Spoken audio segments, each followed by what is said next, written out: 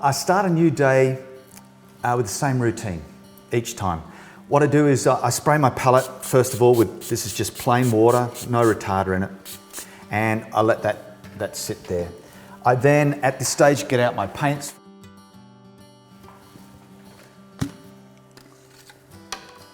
And put that into place. I then get a new glove, put a new glove on, and I'm ready to paint. So I then scrape off my paints from yesterday. Now that I've got to this stage, this just scrapes off really easy. You can see it forms like a plastic skin, and there's no mess, no fuss, no bother. Scrape off the old paint, and my palette's ready to go again. I then I make sure it's completely clean of old paint, and I do another lot of my mixing white. My mixing white again is titanium white and the super retarder. I top up any paints at this stage as well. Again, the mixing white is 2 parts paint, 1 part retarder, and I just mix it in thoroughly. I use an old brush, mix it in, I let it curdle, and then I bring it back and it's lovely and thick again. I know I'll be using the same mixes, so I just clean my brush with some white, just with some water I mean, and then we're ready to go again, start painting. So I start off each day the same. I mix my same base colours. In this case, for the skin, I need an orange, which is the cad red and the cad yellow, and white. So mix them together and I get a base orange. I then have my base purple. I have 2 purples. I have one which is a cool purple, so magenta and white, and then the phthalo blue and white, and I mix those 2 together and I get my purple. And it's a lovely cool purple. I then have my mixing area in the middle, which is what I call my warm purple. So it's a French ultramarine blue and cad red mixed together, and that gives me a warm purple. Now I can warm that up or cool that down as I see fit. And if I need a dark mix, I have that on the side, ready to go here.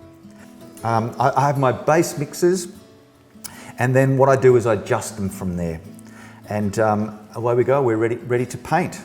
So I'm going to start off with a lovely dark again, because I like to get my eye in for my values, and I just look at where I started from yesterday and I paint my darks.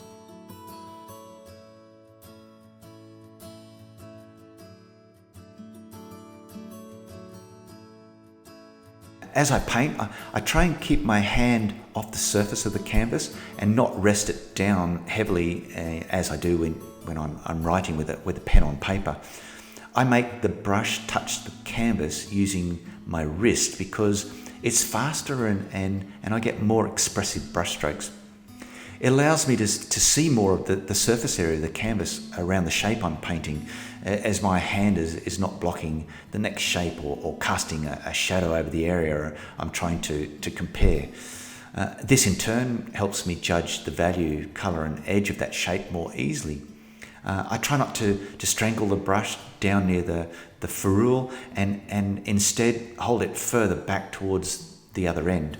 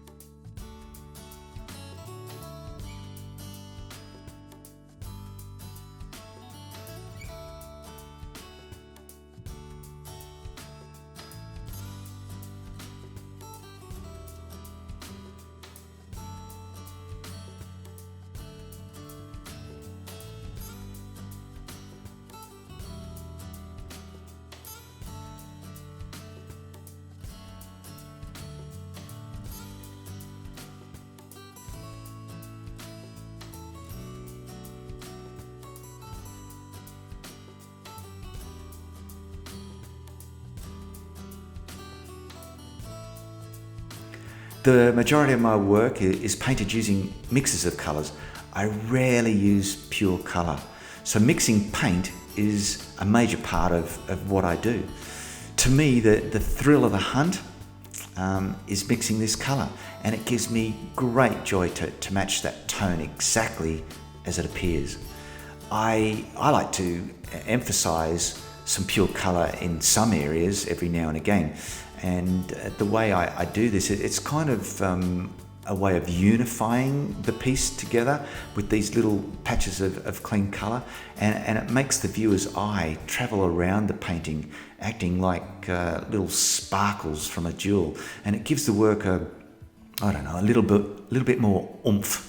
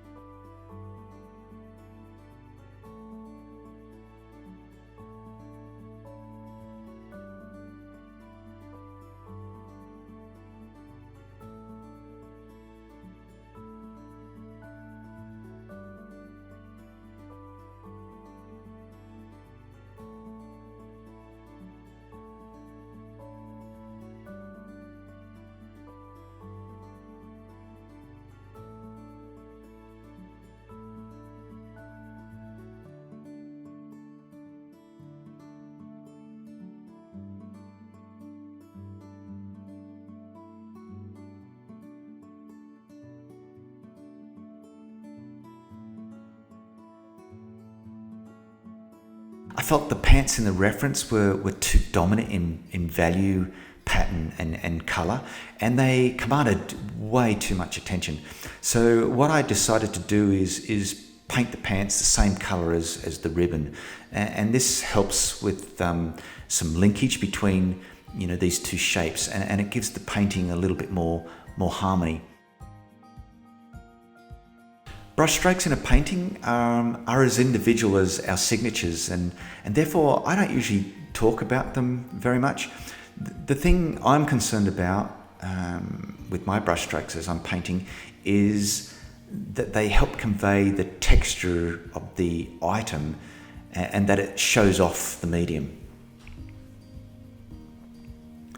I like to see bold, chunky brushstrokes in clothing and hair, for example, but these same chunky brushstrokes can be really distracting or out of context, say if they were on the skin of a cheek or on an arm.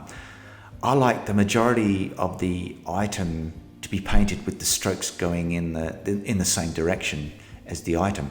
So, for example, if the hair was falling down to the right, then my brushstrokes are painted going in the same direction, that is, going down to the right. I also like the direction of the stroke to change every now and again, and I go across the form with that brushstroke. If this is done well and in the correct place, it can create interest rather than discord, and it can convey what the light is doing and how it travels over the form. Mostly my brushstrokes are used to create the illusion of the surface of the item, and I reserve the thick expressive strokes to convey texture, and I try not to make it look overworked. If I'm painting the illusion of skin, then this is the purpose of that particular brushstroke.